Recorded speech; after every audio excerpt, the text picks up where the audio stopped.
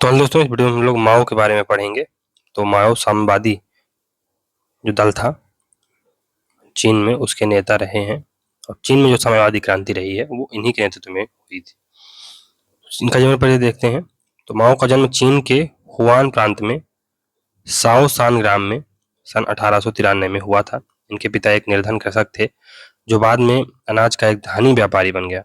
उनकी शिक्षा दीक्षा चांगसा में हुई थी। चांगसा के स्कूल में पढ़ते हुए उस पर अपने एक शिक्षक यांग का बहुत बड़ा प्रभाव पड़ा। सन 1918 में चांगसा के स्कूल से डिप्लोमा करने के बाद माओ पेकिंग चला गया और वह जहाँ उसने पेकिंग विश्वविद्यालय के पुस्तकालय में नौकरी कर ली। यहाँ उसे नवीन पुस्तकें पढ़ने का अवसर मिला। उसने कम्युनिस्ट मैनिफेस्टो तथा मार्क्स की अन्य बहुत सारी रचनाएं पढ़ डाली और 1920 में उस पर मार्क्सवाद का प्रभाव स्पष्ट रूप से परिलक्षित होने लगा।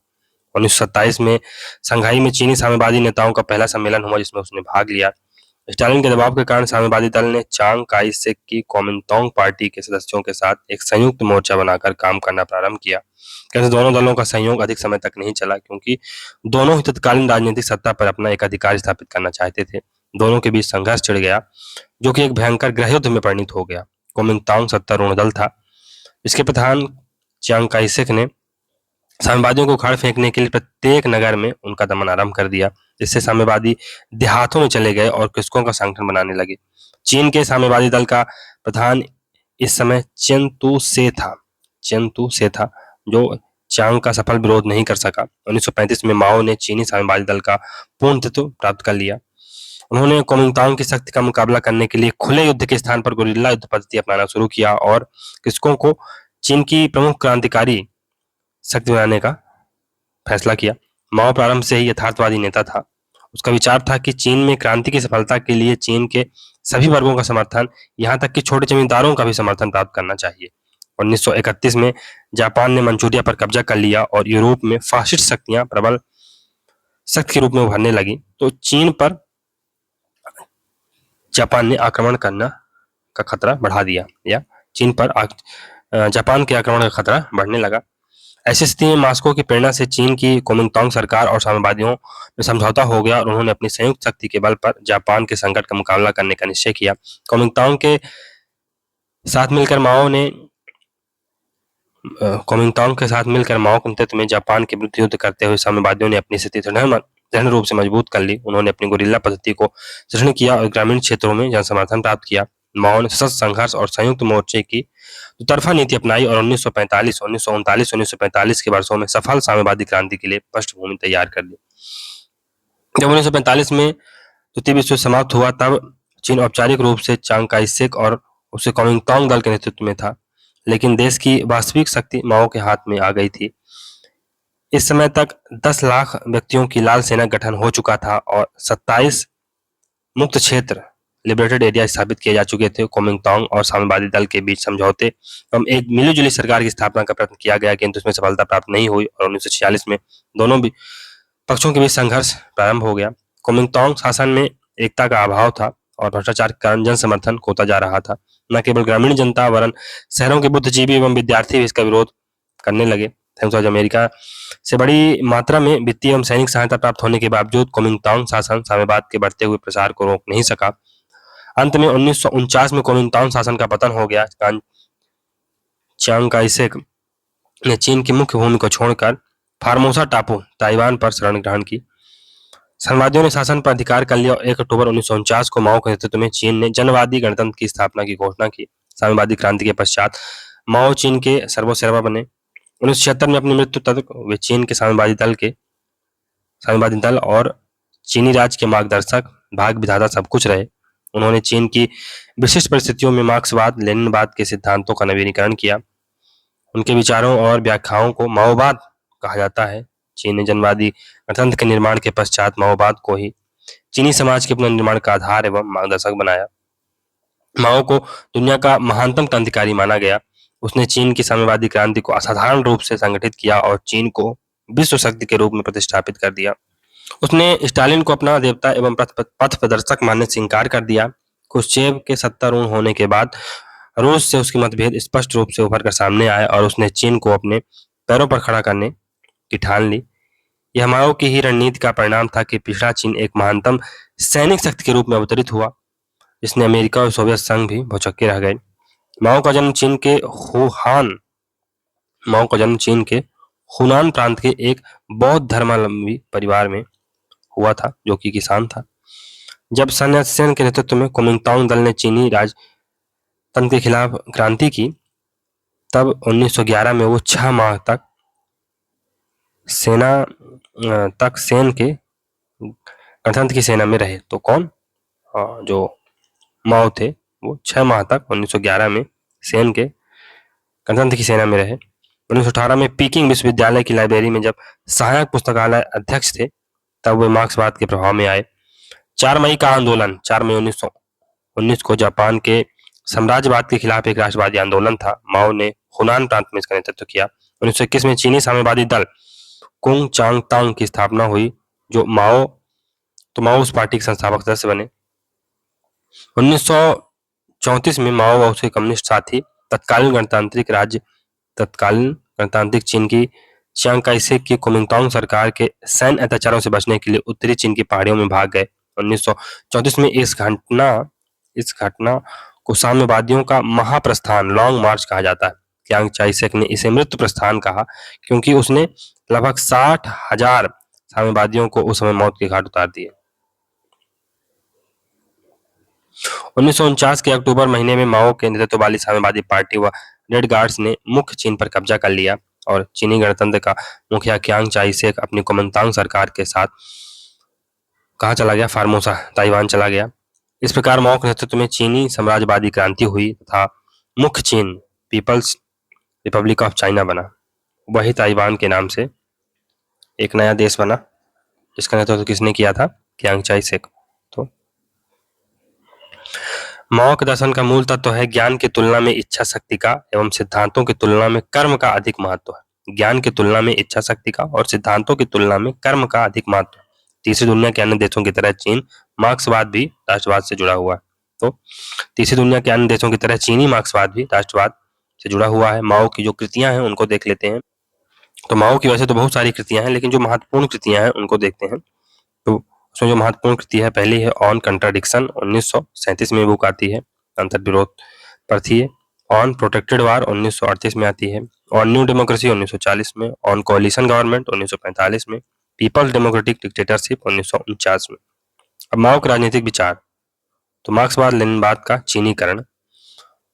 तो कार्ल मार्क्स का विश्वास था कि संक्रमण काल के रूप में सर्वहारा का अधिनायकवाद अल्पकाल के लिए रहेगा और जल्द ही वर्ग विहीन राज्य विहीन साम्यवादी व्यवस्था आ जाएगी। पर माओ का कहना था कि यह काम ऐसा नहीं है जो कुछ दशकों में पूरा हो सके। इस काम में एक से लेकर अनेक शताब्दियां लग सकती हैं। माओ ने लिखा, यह देर तक चलने वाला, अपने आप को बार बार दोहराने वाला टेढ़ा मेढ़ा जटिल संघर्ष है। समुद्र की लहरों के समान कभी यह बड़े वेग से ऊपर उठता है, कभी पीछे हट जाता है, कभी एक तूफान का रूप ले लेता है, तो कभी बिल्कुल शांत हो जाता है। इसलिए हम आदर्श जो साम्यवादी व्यवस्था है उसको स्टैब्लिश नहीं कर सकते हैं। संक्षेप में इसका निष्कर्ष यही है कि सर्वहारा का अधिनायकवाद लंबे समय तक चलेगा। सर्वहारा के अग्रिम दस्ते के रूप में साम्यवादी दल भी बना रहेगा। तो सर्वहारा का अधिनायकवाद लंबे समय तक चलेगा। द्वितीय, तो मार्क्सवाद अंतरराष्ट्रीयवाद में विश्वास करता है। तो मार्क्सवाद अंतरराष्ट्रीयतावाद में विश्वास करता है या इंटरनेशनलिज्म पर विश्वास करता है। पर माओ ने मार्क्सवाद का राष्ट्रीयकरण कर दिया। स्वयं माओ ने लिखा, यह वह मार्क्सवाद है जिसने एक राष्ट्रीय स्वरूप ले लिया। चीन का राष्ट्रवाद पहले जापान को, फिर अमेरिका को, 1956 के बाद सोवियत संघ को अपना प्रमुख दुश्मन मानता था। तीसरा, जहां मार्क्स ने साम्यवादी क्रांति में मजदूरों को ही प्रमुख प्रेरक माना तथा किसानों को संपत्ति का स्वामी होने के कारण प्रतिक्रियावादी ग्रुप माना। फ्रांसीसी किसानों के बारे में मार्क्स का विचार था कि वे सिर्फ बोरी में भरे हुए आलू व ग्रामीण मूर्ख हैं। वहीं माओ ने साम्यवादी क्रांति में मजदूरों व किसानों दोनों को महत्वपूर्ण माना। उन्होंने किसानों को क्रांति का हरावल दस्ता माना तथा उसकी मुख्य भूमिका को स्वीकार किया। मजदूरों यानी सर्वहारा के अलावा किसान भी क्रांति के आधार बने। इसलिए माओ ने 1949 से पहले नवीन लोकतांत्रिक क्रांति चलाई और 1949 में क्रांति के बाद जो शासन स्थापित किया उसे सोवियत संघ की तरह सर्वहारा का अधिनायकवाद या तानाशाही नहीं बल्कि जनवादी लोकतांत्रिक अधिनायकवाद, पीपल्स डेमोक्रेटिक डिक्टेटरशिप कहा, पीपल्स डेमोक्रेटिक डिक्टेटरशिप कहा। माओवादी सिद्धांत के अनुसार चीन में मूल अंतर विरोध पूंजीपति वर्ग एवं सामंतवाद के बीच नहीं बल्कि भूस्वामियों और किसान के बीच है। तो जो मार्क्स का सिद्धांत रहता है कि जो मूल अंतर विरोध पूंजीपतियों एवं सामंतवादियों के बीच रहता है, ऐसा नहीं है। जो मूल अंतर विरोध है भूस्वामियों एवं किसानों के बीच था। किसानों द्वारा वर्ग संघर्ष ही चीन के सामंती समाज के ऐतिहासिक विकास की असली प्रेरक शक्ति थी। चौथा, कार्ल मार्क्स क्रांति के लिए औद्योगिक व्यवस्था को अनावश्यक मानता था जो पश्चिमी यूरोप में थी, अर्थात साम्यवादी क्रांति का नेतृत्व करता यूरोप होगा, जबकि माओ ने औद्योगिक रूप से पिछड़े कृषि प्रधान चीन में क्रांति करने का नेतृत्व किया और क्रांति करके दिखा दी। यही नहीं, उसने यूरोपीय पूंजीवाद के खिलाफ लिखा, संसार के सभी ग्रामीण क्षेत्रों एशिया, अफ्रीका, लैटिन अमेरिका को विश्व के नगरों उत्तरी अमेरिका, पश्चिमी यूरोप की घेराबंदी करके उन पर कब्जा कर लेना चाहिए। इस प्रकार माओ ने मूल मार्क्सवादी प्रस्थापना अस्वीकार कर दी और समाजवाद की स्थापना के लिए पूर्व में वहां पूंजीवाद की उपस्थिति आवश्यक है। तो माओ ने मूल मार्क्सवादी प्रस्थापना स्वीकार कर दी। मूल मार्क्सवादी प्रस्थापना क्या थी कि समाजवाद की स्थापना के लिए पूर्व में यानी ईस्ट में पूंजीवाद की उपस्थिति आवश्यक है। जैसा कि जो माओ ने कहा भी था कि एशियाटिक मोड ऑफ प्रोडक्शन होना चाहिए।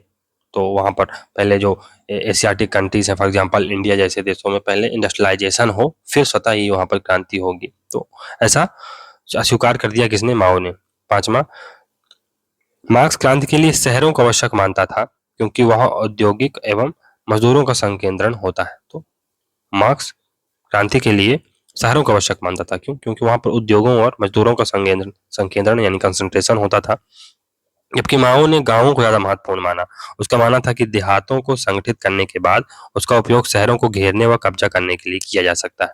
मार्क्स के विपरीत माओ ने कहा, राजनीतिक कार्य समस्त आर्थिक कार्य का जीवन रखता है। राजनीतिक कार्य समस्त आर्थिक कार्य का जीवन रखता है, यानी कि पॉलिटिकल जो स्फीयर है या पॉलिटिकल फंक्शन है वो ज्यादा महत्वपूर्ण है बनस्पत इकोनॉमिक स्फीयर के या इकोनॉमिक फंक्शन के, जबकि जो मार्क्स है वो इकोनॉमिक स्ट्रक्चर को बेसिक स्ट्रक्चर मानता है और इकोनॉमिक फंक्शन को और पूरे इतिहास की व्याख्या ही इकोनॉमी को लेकर कर देता है। तो इसको कहीं ना कहीं माओ गलत ठहराता है, उसके विपरीत काम करता है। इसलिए अन्ना लुईस स्ट्रांग ने कहा, माओ की सबसे बड़ी उपलब्धि मार्क्सवाद को यूरोपीय से एशियाई रूप देना। कोस्की का प्रसिद्ध कथन है, अपने अंतिम रूप में माओवाद एक रेडिकल किसान यूटोपिया अमूलवादी किसान कल्पनावाद है जिसमें मार्क्सवादी शब्दावली तो बहुत है लेकिन उसके मुख्य मूल्य मार्क्सवाद से पूर्णतया अलग है।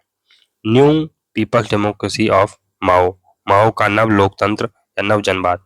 माओ ने 1940 में अपनी कृति ऑन न्यू डेमोक्रेसी में नव जनवाद का सिद्धांत दिया। यह चीनी शैली का लोकतंत्र है। माओ के इस लेख के अनुसार लोकतंत्र को 3 भागों में बांटा जा सकता है। पहला, बुर्जुआ अधिनायकवादी लोकतंत्र। ये लोकतंत्र पश्चिमी उदारवादी लोकतंत्र हैं जो पश्चिमी यूरोप, उत्तरी अमेरिका के देशों में पाए जाते हैं। ये छोटे से पूंजीपति वर्ग की इच्छाओं को परिलक्षित करते हैं। सर्वहारा का अधिनायकवादी लोकतंत्र यह सोवियत संघ में है जो एक बड़े वर्ग सर्वहारा का प्रतिनिधित्व करता है। इस सोवियत शैली का गणतंत्र भविष्य में सभी प्रगतिशील समाजवादी देशों में स्थापित होगा।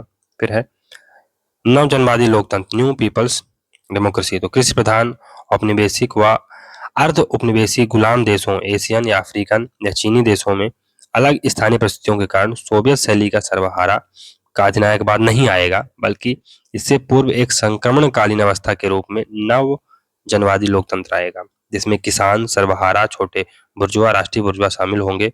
यह चीनी शैली का लोकतंत्र है जिसमें ये 4 वर्ग समर्थक वर्ग होंगे। जहां रूस में सीधी साम्यवादी क्रांति हुई, वहीं माओ के अनुसार चीन में 2 क्रांतियां होंगी। पहली जनवादी क्रांति, इसके द्वारा नव जनवाद की स्थापना होगी। दूसरी है समाजवादी क्रांति। तो नव जनवाद की राजनीति में राष्ट्रवाद मुख्य तत्व होगा तथा जापानी साम्राज्यवाद से मुक्ति प्रमुख प्रेरणा होगी। नव जनवादी अर्थनीति में किसानों को सामंती शोषण से मुक्ति दिलवाई जाएगी।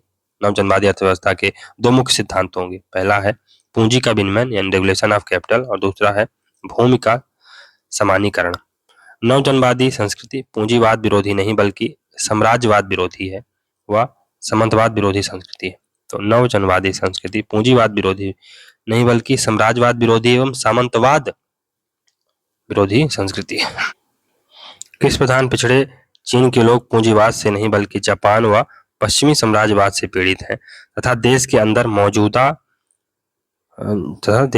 मौजूद सामंती शोषण से ये परेशान है कौन लोग। माओ के अनुसार यह संस्कृति जनता की राष्ट्रवादी, वैज्ञानिक एवं जनवादी संस्कृति है जो साम्राज्यवाद एवं सामंतवाद विरोधी है। इस प्रकार नवजनवादी राजनीति, नवजनवादी अर्थनीति व नवजनवादी संस्कृति का समन्वित रूप ही नवजनवादी लोकतंत्र है। जनवादी लोकतांत्रिक अधिनायकवाद, पीपल्स डेमोक्रेटिक डिक्टेटरशिप। तो 1940 में जहां माओ ने नव लोकतंत्र का सिद्धांत दिया, वहीं 1949 में साम्यवादी क्रांति की सफलता के बाद अपनी कृति पीपल्स डेमोक्रेटिक डिक्टेटरशिप में जनवादी लोकतांत्रिक अधिनायकवाद की अवधारणा दी। यह किसानों, सर्वहारा व समर्थक वर्गों के लिए लोकतंत्र था, वहीं विरोधी बुर्जुआ के वर्ग के लिए अधिनायकवाद था। जनता का जनवादी अधिनायकत्व नव जनवाद, न्यू डेमोक्रेसी की अवधारणा का ही बदली परिस्थितियों में किया गया समयानुकूल परिवर्तन था। लोकतांत्रिक अधिनायक तंत्र का विचार नया नहीं है। 1905 में लेनिन ने भी मजदूरों व किसानों के लोकतांत्रिक अधिनायकवाद की चर्चा की थी। यह अधिनायकवाद 4 वर्गों का हितैषी था: किसान, सर्वहारा, क्षुद्र या छोटे बुर्जुआ, पेटी बुर्जुआ व राष्ट्रवादी बुर्जुआ। यह साम्राज्यवादी बुर्जुआ सामंतों व नौकरशाहों को विरोधी एवं प्रतिक्रियावादी मानता है। अंतर्विरोधों की अवधारणा, कॉन्सेप्ट ऑफ कंट्राडिक्शन। तो 1937 में माओ का लेख छपा ऑन कंट्राडिक्शन। इस लेख के द्वारा माओ ने बताया कि द्वंद्व यानी अंतर्विरोध कभी समाप्त नहीं होते, ये हमेशा बने रहते हैं। यह सिद्धांत द्वंद्ववाद के नियम, विपरीतों में एकता व संघर्ष से निकला। अंतर्विरोध यूनिवर्सल है। इसके 2 तात्पर्य हैं। पहला, इतिहास के विकास का मूल कारण अंतर्विरोध है। दूसरा, यह अंतर्विरोध निरंतर चलता रहता है। माओ ने 2 प्रकार के अंतर्विरोध बताए हैं। पहला है वैमनस्यपूर्ण या विरोधात्मक अंतर्विरोध, एंटागोनिस्टिक कंट्राडिक्शन। तो यह अंतर्विरोध क्रांतिकारी व प्रतिक्रियावादी वर्गों, उदाहरण के लिए किसान वर्सेस सामंत या सर्वहारा वर्सेस पूंजीपति के मध्य होता है। इन विरोधों को दूर करने का एकमात्र साधन हिंसा है। माओ के अनुसार केवल हिंसा के द्वारा ही एक वर्ग दूसरे वर्ग के अधिकारों को समाप्त कर सकता है। शक्ति बंदूक की नली से होकर निकलती। Power flows from the barrel of gun. फिर है गैर वैमनस्यपूर्ण या निर्विरोधात्मक अंतर्विरोध, नॉन एंटागोनिस्टिक कंट्राडिक्शन। तो ये एक ही वर्ग के मध्य पैदा होते हैं। इन्हें हिंसा नहीं बल्कि संगठनात्मक या आंदोलनात्मक साधनों द्वारा दूर किया जा सकता है। माओ के इन अंतर्विरोधों या असंगति सिद्धांत के अनुसार गुणात्मक रूप से भिन्न अंतर्विरोध के कारण गुणात्मक रूप से भिन्न साधनों की जरूरत पड़ती है। माओ के इस अंतर्विरोध या असंगति सिद्धांत के अनुसार गुणात्मक रूप से भिन्न अंतर्विरोध के कारण गुणात्मक रूप से भिन्न साधनों की जरूरत पड़ती है। पूंजीपति वर्ग व सर्वहारा वर्ग के बीच अंतर्विरोधों को समाजवादी क्रांति के तरीके से हल किया जा सकता है, जबकि सामंती व्यवस्था के अंतर्विरोधों को जनवादी क्रांति की आवश्यक है। तो जो सामंती व्यवस्था के अंतर्विरोध है, जो पहला वाला अंतर्विरोध है, नॉन एंटागोनिस्टिक अंतर्विरोध है या कंट्राडिक्शन है, उसको जनवादी क्रांति यानी मारकाट से ही उसको समाप्त किया जा सकता है। पूंजीपति वर्ग और सर्वहारा के बीच जो अंतर्विरोध है, उसको समाजवादी क्रांति के तरीके से हासिल किया जा सकता है। जहां स्टालिन जैसे मार्क्सवादी मानते हैं कि अंतर्विरोध केवल वैमनस्यपूर्ण एंटागोनिस्टिक होते हैं, जो साम्यवादी समाज की स्थापना के साथ ही समाप्त हो जाएंगे, क्योंकि अब कोई विरोधी वर्ग नहीं बचेगा। इसके विपरीत माओ का कहना है कि एक ही वर्ग के मध्य गैर वैमनस्यपूर्ण नॉन एंटागोनिस्टिक अंतर्विरोध शुरू हो जाएंगे जब साम्यवादी समाज में कोई विरोधी वर्ग नहीं होगा। तो साम्यवाद की स्थापना के बाद भी देश में अंतर्विरोध चलते रहते हैं। प्रगतिशीलता एवं रूढ़िवादिता के बीच, अग्रिम दस्तों और पीछे की श्रेणियों के बीच, सकारात्मक एवं नकारात्मक के बीच, यहाँ तक कि उत्पादक शक्तियों व उत्पादन की स्थितियों के बीच भी एक अंतर्विरोध दूसरे अंतर्विरोध को जन्म देगा, और जब पुराने अंतर्विरोध सुलझा लिए जाएंगे तो उसके स्थान पर नए अंतर्विरोध उठ खड़े होंगे। अगर आर्थिक क्षेत्र में अंतर्विरोध समाप्त होंगे तो वे राजनैतिक, वैचारिक, सांस्कृतिक और शैक्षणिक क्षेत्रों में पैदा हो जाएंगे। निरंतर क्रांति का सिद्धांत, थ्योरी ऑफ परमानेंट रिवॉल्यूशन। तो निरंतर क्रांति या स्थायी क्रांति का विचार सर्वप्रथम 1850 में कार्ल मार्क्स ने दिया था, जिसमें उन्होंने सर्वहारा वर्ग को तब तक क्रांति करने के लिए कहा था जब तक सर्वहारा का अधिनायकत्व नहीं स्थापित हो जाता है, डिक्टेटरशिप ऑफ प्रोलेटारिएट एस्टैब्लिश नहीं हो जाती। 1905 में रूसी मार्क्सवादी लेनिनवादी क्रांतिकारी लियोन ट्रॉट्स्की ने मार्क्स की स्थायी क्रांति, परमानेंट रिवॉल्यूशन की अवधारणा का विस्तार किया। ट्रॉट्स्की ने कहा कि रूस की क्रांति तब तक स्थायी नहीं होगी जब तक कि विकासशील व पिछड़े देशों में साम्यवादी क्रांति नहीं होगी। अगर अकेले रूस में साम्यवादी क्रांति हुई तो देसी बुर्जुआ व विदेशी पश्चिमी पूंजीपति देश इसे अस्थायी एवं अस्थिर कर देंगे। अतः क्रांति का निर्यात, व्यापकता व अंतर्राष्ट्रीयकरण आवश्यक है। बाद में लेनिन की मृत्यु के कारण जब स्टालिन सोवियत संघ का मुखिया बना तो उसने ट्राट्स्की की परमानेंट रिवॉल्यूशन व क्रांति के अंतर्राष्ट्रीयकरण के विपरीत एक देश में समाजवाद का विचार दिया और ट्राट्स्की को मरवा दिया। स्थायी क्रांति या निरंतर क्रांति के विचार को फिर माओ ने एक और नई दिशा दी।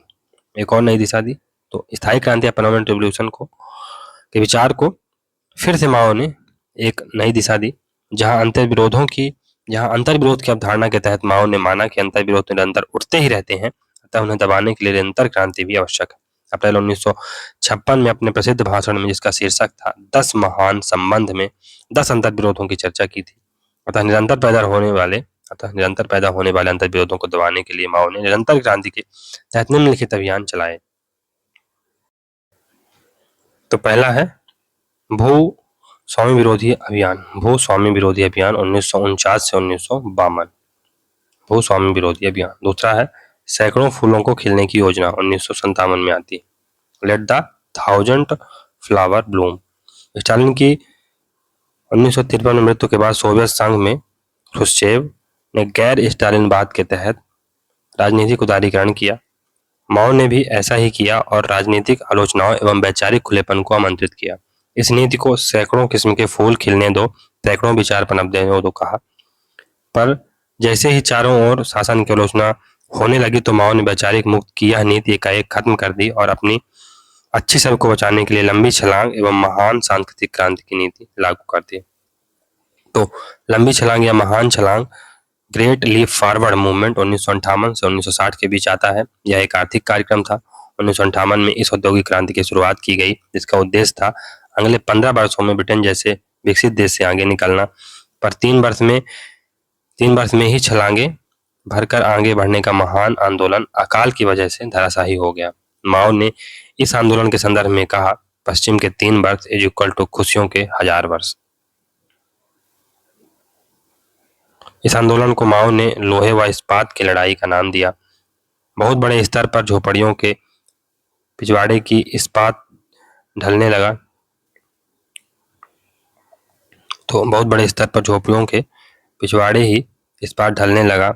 कृषि उत्पादन बढ़ने के लिए कम्यूनों का विस्तार किया गया।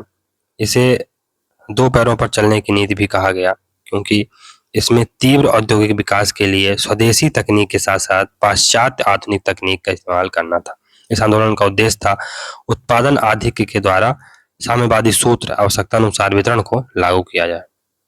लंबी छलांग के दौरान माओ ने समाजवादी भविष्य व उन्नत आर्थिक जीवन का वादा किया। इसमें गांव व शहर, मानसिक व शारीरिक श्रम, मजदूर एवं किसान, बुद्धिजीवी एवं साक्षर के बीच का अंतर समाप्त कर दिया जाएगा। इससे जल्द राज्य लुप्त हो जाएगा। इस प्रकार लंबी छलांग समाजवाद से साम्यवाद की ओर संक्रमण था। लंबी छलांग के दौरान राज्य एवं दलीय नौकरशाही की भूमिका अत्यंत बढ़ गई।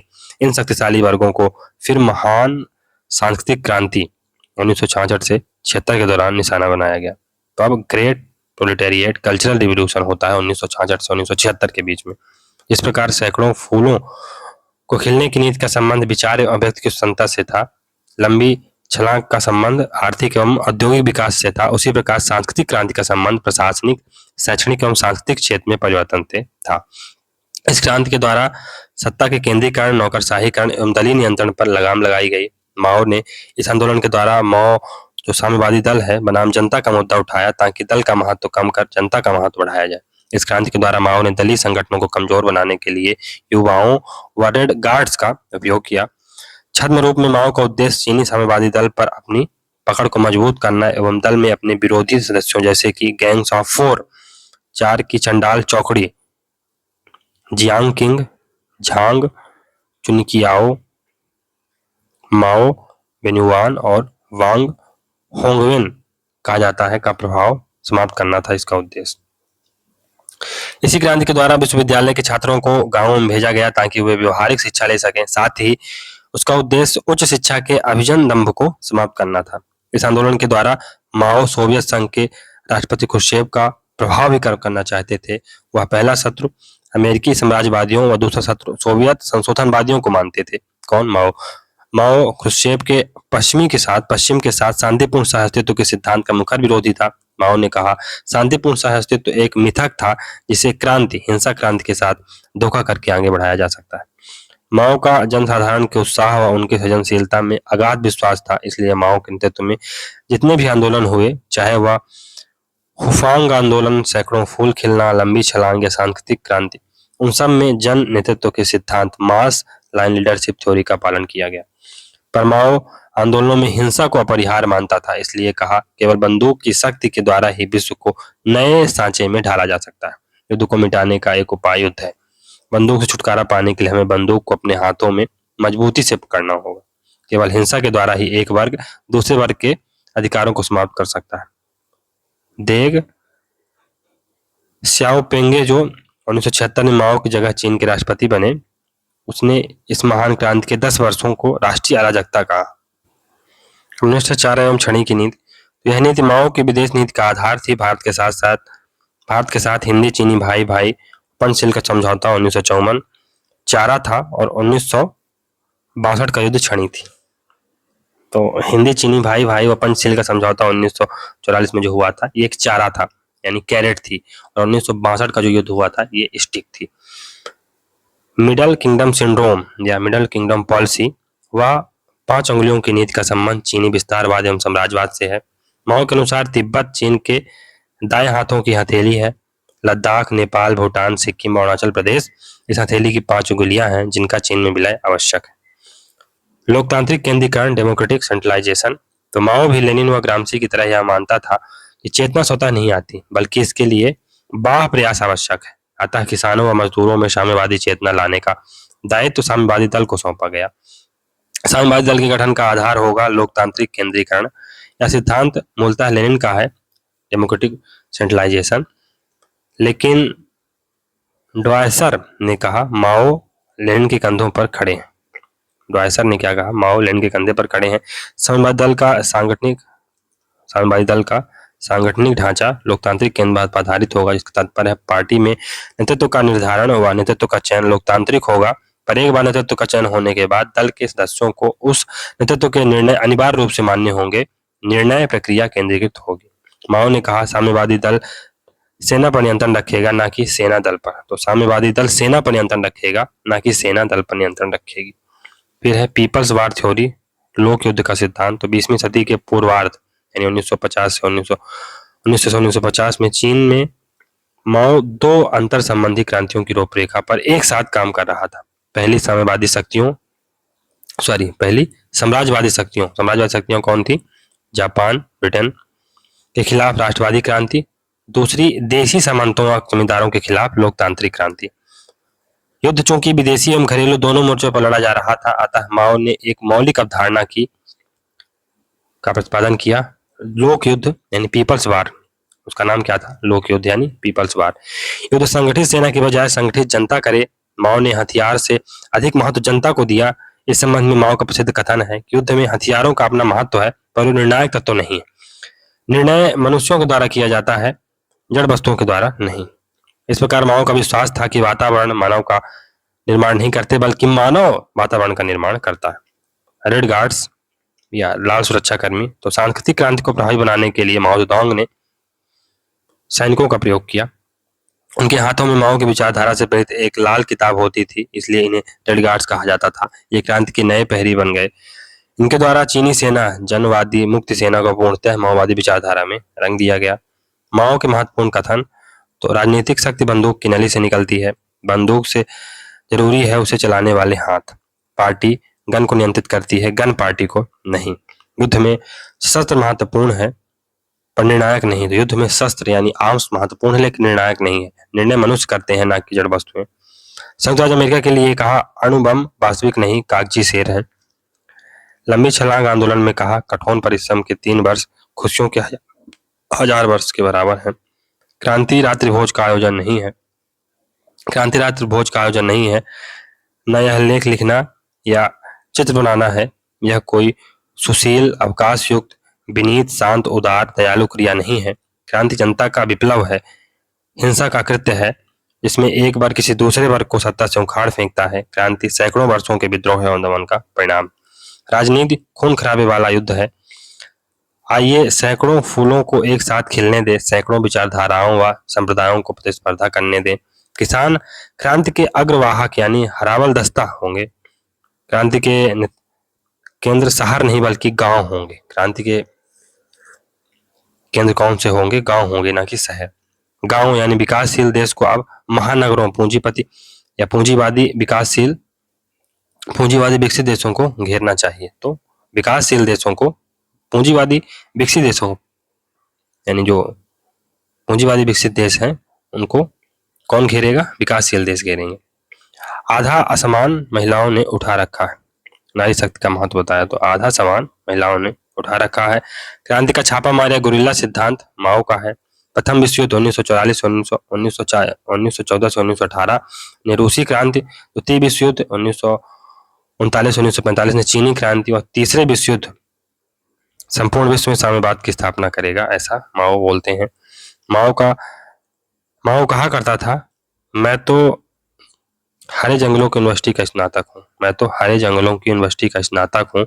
मैंने वहीं सब कुछ सीखा था, अर्थात क्रांति के दौरान जंगलों में रहकर सीखा है मैंने जो भी मेरे जीवन की जो शिक्षाएं रही। किताबी शिक्षा के बारे में कहा, हमें बहुत ज्यादा किताबें नहीं पढ़नी चाहिए, हमें मार्क्सवादी साहित्य पढ़ना चाहिए पर बहुत ज्यादा नहीं। यदि हम बहुत किताबें पढ़ेंगे तो हम किताबी कीड़े, मतग्रही और संशोधनवादी बन जाएंगे।